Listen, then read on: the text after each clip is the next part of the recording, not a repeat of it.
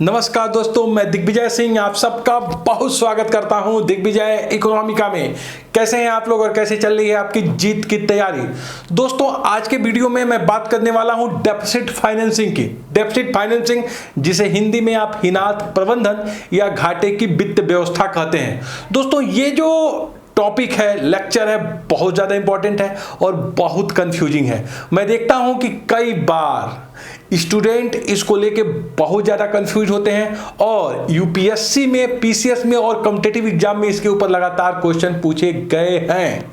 तो इस बहुत इंपॉर्टेंट टॉपिक को आज आपको समझना है।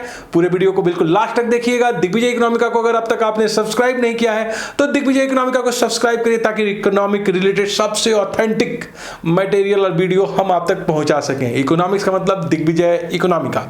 दोस्तों, घाटे की वित्त व्यवस्था, डेफिसिट फाइनेंसिंग, दो शब्दों से मिलकर बना है। पहला है डेफिसिट और दूसरा है फाइनेंसिंग। पहला है डेफिसिट, दूसरा है फाइनेंसिंग। और इसके दो तरह के कॉन्सेप्ट मैं आपको सिखाने वाला हूं, एक ट्रेडिशनल कॉन्सेप्ट और दूसरा मॉडर्न कॉन्सेप्ट। देखो दोस्तों, मैं देखता हूं कि अभी जो क्वेश्चन भी पूछे गए हैं, इवन मैं आपको बताऊं यूपीएससी में भी जो क्वेश्चन पूछा गया है वो डेफिसिट फाइनेंसिंग के ट्रेडिशनल कॉन्सेप्ट के ऊपर पूछा गया है प्रीलिम्स में। जबकि मुझे लगता है कि आपको मॉडर्न कॉन्सेप्ट को ज्यादा इंपॉर्टेंट है, उसको भी पूछा जाना चाहिए।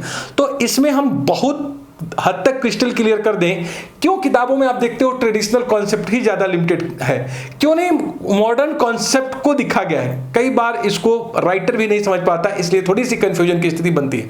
तो सबसे पहले हम डेफिसिट फाइनेंसिंग का मतलब आपको समझाएंगे और फिर हम बताएंगे कि डेफिसिट फाइनेंसिंग के ये ट्रेडिशनल और मॉडर्न कॉन्सेप्ट क्या है। देखिए, मैंने कहा कि डेफिसिट फाइनेंसिंग दो शब्दों से मिलकर बना है।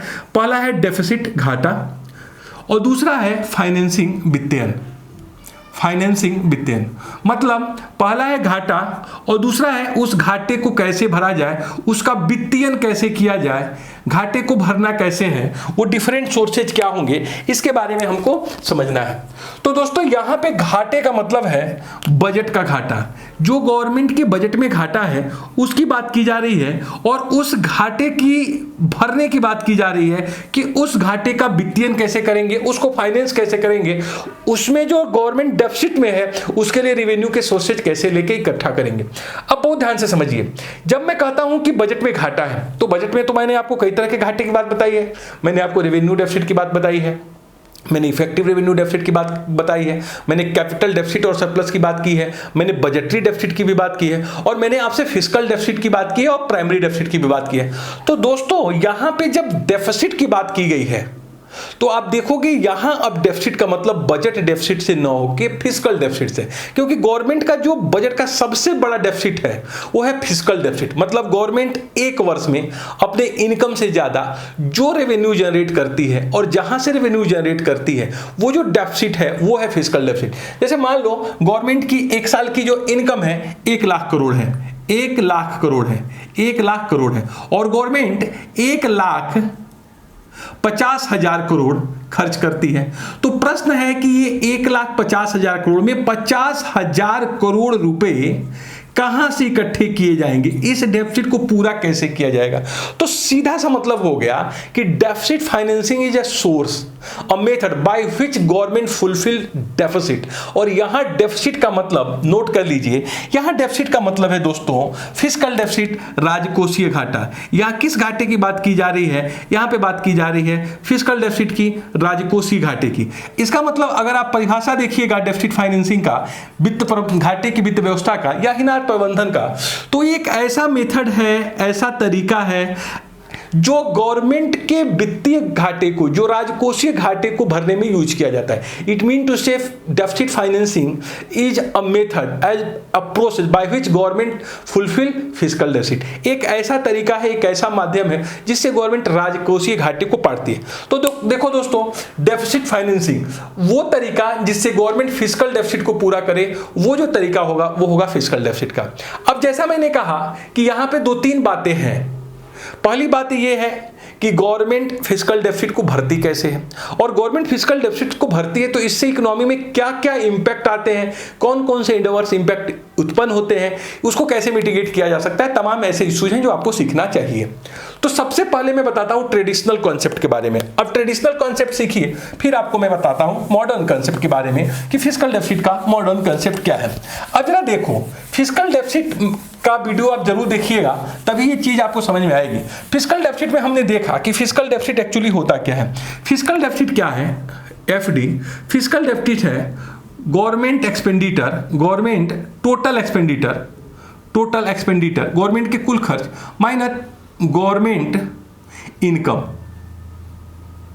अब देखो यहां पे गवर्नमेंट के कुल खर्चे हैं और गवर्नमेंट की इनकम का मतलब टैक्स हो गया, दूसरा नॉन टैक्स हो गया जो कि रेवेन्यू रिसीट्स के पास होते हैं, और दूसरा ऐसा कैपिटल रिसीट्स जो नॉन डेट क्रिएटेड हो, मतलब कैपिटल रेवेन्यू का वो पार्ट, कैपिटल रिसीट्स का वो पार्ट जो गवर्नमेंट के ऊपर किसी तरह की डेट क्रिएट नहीं करते, वो गवर्नमेंट की इनकम मानी जाएगी। चाहे उसको आप जो है लोन रिकवरी के फॉर्म्स में देख लें या फिर उसको आप जो है डिसइन्वेस्टमेंट के पार्ट में देख लें। तो कुल मिला जुला के गवर्नमेंट इनकम क्या हो गया? Tax, non tax revenue, government की जो है लोन रिकवरी और प्लस डिसइन्वेस्टमेंट। अगर इसको हम गवर्नमेंट के कुल खर्चे से घटा देते हैं तो इसका मतलब जैसे मान लो गवर्नमेंट की कुल खर्च, जैसे मैंने बताया कि 1,50,000 करोड़ है, 50,000 करोड़ है, लेकिन गवर्नमेंट के जो इनकम है वो 1,00,000 करोड़ है। तो यहां पे जो डेफिसिट है वो है 50,000 करोड़ का। तो ये 50,000 करोड़ रुपए गवर्नमेंट कैसे भरती है? आप समझ पा रहे हो कि जब मैं यहां बात करता हूं तो यहां पे भरने के लिए वो सोर्सेज क्या होंगे। दोस्तों, जो ट्रेडिशनल कॉन्सेप्ट है वो ये कहता है कि जब गवर्नमेंट को पैसे की आवश्यकता पड़ती है तो गवर्नमेंट आरबीआई से नया नोट इश्यूज करा लेता है। तो डेफिसिट फाइनेंसिंग का जो आपका ट्रेडिशनल इश्यूज है वो बताता है कि net RBI contribution to government, नए नोट कितने छापे गए और नए नोट को छाप के आपके घाटे की पूर्ति की गई, यही व्यवस्था डेफिसिट फाइनेंसिंग की। मतलब नए नोट को आरबीआई से छपवाना और गवर्नमेंट के द्वारा खर्च करना ताकि इस घाटे को पूरा किया जा सके, तो इसको आप कहते हो डेफिसिट फाइनेंसिंग की। मतलब आरबीआई एक गवर्नमेंट का बैंक है और गवर्नमेंट का इसलिए बैंक है कि लगभग आप देखेंगे जो आरबीआई की जो शेयर होल्डिंग्स है वो गवर्नमेंट के पास है। तो ये जैसे पब्लिक का बैंक जो है कमर्शियल बैंक है, वैसे सेंट्रल बैंक एक तरह से गवर्नमेंट्स का बैंक है। अब गवर्नमेंट को जब लगता है कि मेरे जो खर्चे हैं वो रिसीट से ज्यादा हैं तो वो आरबीआई से नए नोट छपवा सकती है, और जब नए नोट छाप के आरबीआई गवर्नमेंट को दे देती है और गवर्नमेंट इसे खर्च करती है तो इसे डेफिसिट फाइनेंसिंग के रूप में, घाटे की वित्त व्यवस्था के रूप में देखा जाता है। मतलब आरबीआई के द्वारा नए नोटों को छापना और उसे आरबीआई में, उसे इकोनॉमी में इंजेक्ट करना। तो new liquidity, new purchasing power, new currency created by RBI and injected in the economy, that's is the deficit financing. लेकिन ये जो कॉन्सेप्ट है दोस्तों, ये है ट्रेडिशनल कॉन्सेप्ट। ट्रेडिशनल कॉन्सेप्ट में सिर्फ यही बात की गई कि किस तरह से गवर्नमेंट आरबीआई से नए नोटों को छपवा के उससे अपने घाटे को पूरा कर लेती है। लेकिन आज अगर आप वर्तमान कॉन्सेप्ट पे देखेंगे तो ये ट्रेडिशनल कॉन्सेप्ट डेफिसिट फाइनेंसिंग का लागू नहीं होगा। इसके पीछे रीजन ये है कि 1 अप्रैल 1997, मैंने पिछले भी आपको वीडियो में इसके विषय में बात की थी कि यहां पर आप देखोगे कि 1 अप्रैल 1997 से आरबीआई ने अब गवर्नमेंट को उस तरह से लोन देना बंद कर दिया है। तो आप देखोगे 1 अप्रैल 1997 से अब आरबीआई से आप नया नोट इशू नहीं करा सकते हैं, प्रिंट नहीं करा सकते हैं। अब जो व्यवस्था है वो है ways and means advances, ways and means advances system. अब जो है पुराना तरीका खत्म हो गया कि आप आसानी से नोट इशूड करा लोगे। अब आपको ways and means advances system, जिसे आप WMA कहते हो, टेम्पोररी रूप से आप इसे जो है 3 महीने के लिए लेते हो और इसको ब्याज भी देना पड़ता है आरबीआई को। तो यहां पे अब जो है आरबीआई नोट छाप के गवर्नमेंट को देगी नहीं, तो इसका मतलब यह है कि ऑटोमेटिक ये जो ट्रेडिशनल कॉन्सेप्ट है वो खत्म होता है। तो नया कॉन्सेप्ट क्या है? व्हाट इज द मॉडर्न जो कॉन्सेप्ट ऑफ डेफिसिट फाइनेंसिंग। अब गवर्नमेंट इस डेफिसिट फाइनेंसिंग को कैसे पूरा करती है? देखो, ये सिंपल सी बात है कि अब बात ये हो रही है कि गवर्नमेंट जो है फिस्कल डेफिसिट को कैसे भरती है। तो अब अब आप जो मॉडर्न कॉन्सेप्ट है, आइए उस पर बात कर लें। मॉडर्न कॉन्सेप्ट को हम कहते हैं फाइनेंसिंग ऑफ फिस्कल डेफिसिट या फिर मोनेटाइजेशन ऑफ फिस्कल डेफिसिट। जिस तरीके से जिन जिन सोर्सों से गवर्नमेंट जो है फिस्कल डेफिसिट को पूरा करेगी वही सोर्स कहलाएंगे डेफिसिट फाइनेंसिंग। इसको आप कह सकते हो अब monetization of fiscal deficit that explained as deficit financing. ये डेफिसिट फाइनेंसिंग है। और डेफिसिट फाइनेंसिंग के जो सोर्स हैं अब आप वो देखिए क्या है, वो है external grant and aid, external borrowing,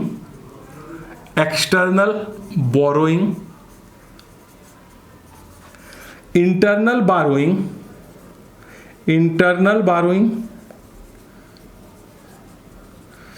and other liabilities। देखिए वो तमाम ऐसे सोर्स जिससे आजकल सरकार राजकोषीय घाटे को वित्तीयन करती है, पूरा करती है, वो तमाम सोर्सेज अब डेफिसिट फाइनेंसिंग करे जाएंगे। वर्तमान परिप्रेक्ष्य में आप ये नहीं कर सकते कि आरबीआई के द्वारा जो नए नोट छापे गए और इससे गवर्नमेंट ने खर्च किया, इकोनॉमी में इंजेक्ट किया, वो डेफिसिट फाइनेंसिंग है। डेफिसिट फाइनेंसिंग का मतलब वो तमाम सोर्सेज से है जिससे फिस्कल डेफिसिट को आप फुलफिल करते हैं, जिसे राजकोषीय घाटे को भरते हैं। अब सरकार राजकोषीय घाटे को पूरा करने के लिए पहला जो है यूज करती है एक्सटर्नल ग्रांट एंड एड, दूसरे नंबर पे एक्सटर्नल बोरोइंग, तीसरे नंबर पे इंटरनल बोरोइंग, चौथे नंबर पे अदर लायबिलिटीज। देखिए एक्सटर्नल ग्रांट एंड एड बहुत इंपॉर्टेंट है। जब रेस्ट ऑफ द वर्ल्ड आपको ग्रांट या एड दे और वो इंटरनेशनल एक्सेप्टेड करेंसी के फॉर्म में, उससे आप फिस्कल डेफिसिट को फुलफिल कर सकते हो। तो जो एक्सटर्नल ग्रांट और एड, ये दोनों में अंतर ये होता है कि जो ग्रांट होता है वो अनुदान होता है और अनुदान वापस नहीं किया जाता, जबकि एड सहायता होता है, इसको वापस किया जाता है, इसमें रीपेमेंट लायबिलिटी होती है, लेकिन ग्रांट में किसी तरह की रीपेमेंट लायबिलिटी नहीं होती है। तो अगर आपको एक्सटर्नल ग्रांट और एड मिल जाए तो इससे आप डेफिसिट फाइनेंसिंग को, फिस्कल डेफिसिट को पूरा कर सकते हैं। दूसरे नंबर पर एक्सटर्नल बोरोइंग है। एक्सटर्नल बोरोइंग में आप क्या कर सकते हैं, एक्सटर्नल बोरोइंग में आप अदर कंट्रीज से जो है बायलैटरल लोन ले सकते हैं, जिसको आप सॉवरेन डेट भी कह सकते हैं। दूसरे नंबर पे आप आईएमएफ, वर्ल्ड बैंक जैसे संस्थाओं से आप लोन मांग सकते हो। एक्सटर्नल कमर्शियल बोरोइंग ले सकते हो, एक्सटर्नल कमर्शियल बोरोइंग आप दे सकते हो। इन तमाम चीज़ों से आप जो है एक्सटर्नल बोरोइंग के माध्यम से फिस्कल डेफिसिट को पूरा कर सकते हो। इसके अगर आप इंटरनल बोरोइंग करेंगे तो आप पब्लिक से लोन ले सकते हो, आप जो है कमर्शियल बैंकों से लोन ले सकते हो, आप जो है फाइनेंशियल इंस्टीट्यूशन से ले सकते हो, गवर्नमेंट बांड बेच सकती है, गवर्नमेंट जो है बांड के अतिरिक्त जो है ट्रेजरी बिल्स के माध्यम से लोन ले सकती है। तो अदर लायबिलिटीज में जीपीएफ है, पीपीएफ है, ईपीएफ है। इन तमाम ऐसे सोर्स हैं जिससे आप फिस्कल डेफिसिट को पूरा करते हो। आज के डेट में अगर आप देखोगे गवर्नमेंट जो फिस्कल डेफिसिट है, अभी आपने देखा कि 2021 के जो बजट था 21-22 में, उसमें जो हमारा फिस्कल डेफिसिट कोविड की वजह से रेवेन्यू कलेक्शन नहीं हुआ और गवर्नमेंट ने खर्च बहुत बढ़ा दिए, तो जीडीपी का 9.6% था। अब जीडीपी का 9.6% अगर फिस्कल डेफिसिट है तो आप उसको कैसे फुलफिल करोगे? उसको फुलफिल करने के लिए आप आरबीआई के ऊपर आप कहो कि नोट छपवा लेंगे, तो अब ये हरकुलियन टास्क है, ये हो ही नहीं सकता है। तो आप एक्सटर्नल ग्रांट और एड के ऊपर एक्सटर्नल बोरोइंग करते हो, बहुत ज्यादा अदर कंट्रीज से लोन मांगते हो, बायलैटरल लोन लेते हो, एक्सटर्नल कमर्शियल बोरोइंग बड़े पैमाने पे आप लेते हो, आईएमएफ वर्ल्ड बैंक से आप लोन लेते हो, इसी आधार पे आप इंटरनल लोन लेते हो। अभी आपने देखा कि गवर्नमेंट जो है कई तरह से बोरोइंग करती है, गवर्नमेंट डिफरेंट टाइप के बॉन्ड्स लेके आती है, ट्रेजरी बिल्स लेके आती है। अभी आपने देखा कि गवर्नमेंट ने जो है गोल्ड स्कीम लेके आई थी, जिसके अंतर्गत आप जो है गोल्ड परचेज कर रहे थे। तो गवर्नमेंट के पास पब्लिक से, कमर्शियल बैंकों से, फाइनेंशियल इंस्टीट्यूशन से इंटरनल लोन ले लेती है, अदर लायबिलिटीज में जीपीएफ। तो ये तमाम ऐसे सोर्स हैं दोस्तों जिसके माध्यम से गवर्नमेंट अपने बड़े डेफिसिट को पूरा कर रही है। तो ये जो तमाम सोर्सेज हो गए, इसको आप कहते हो मोनेटाइजेशन ऑफ फिस्कल डेफिसिट, और यही है डेफिसिट फाइनेंसिंग।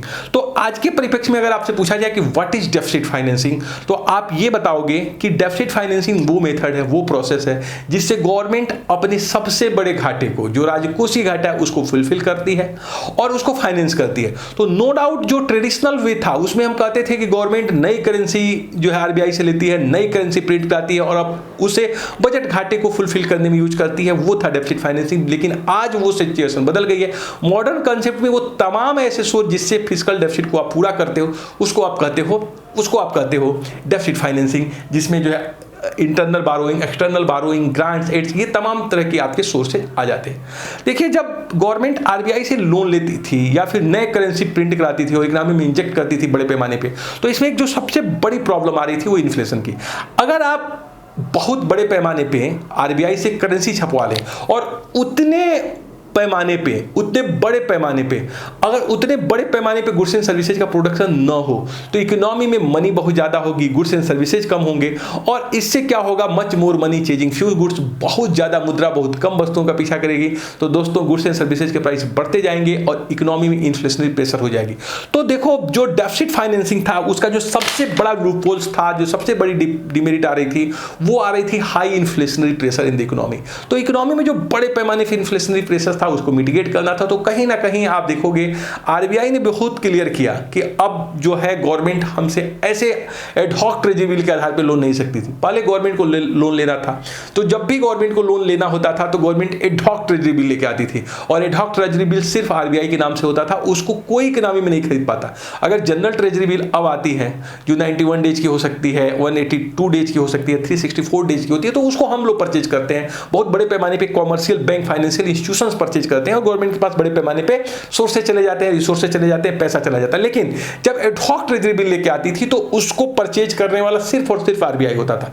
तो बड़े पैमाने पे गवर्नमेंट आरबीआई से लोन लेती थी। लेकिन 97 के बाद आप देखोगे ये चीजें बंद हो गई हैं। तो डेफिसिट फाइनेंसिंग की ये तमाम सोर्सेज है जिससे गवर्नमेंट फुलफिल करती है अपने फिस्कल डेफिसिट को।